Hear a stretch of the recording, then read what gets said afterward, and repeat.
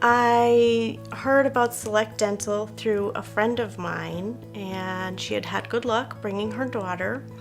I have had a lot of problems with my teeth throughout the years, particularly since I started having children. I had a lot of vitamin deficiencies, and my teeth basically just, when I did start having children, just basically fell apart. As a result of the vitamin deficiencies that I had, I did have a number of problems with my teeth, including the molars, and I had veneers in the past on the 4 front teeth, and I guess they just deteriorated throughout the years, and I did not like my smile.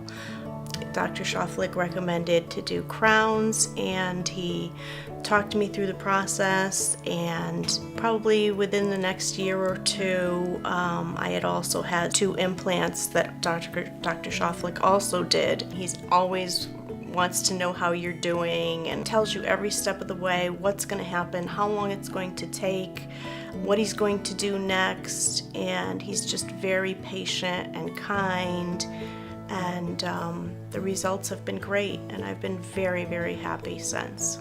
My experience with Dr. Shoflick in the office has made me feel so much more confident with my smile, and just overall I feel a lot more confident with my smile and being able to present myself to the world in a way that just makes me feel good.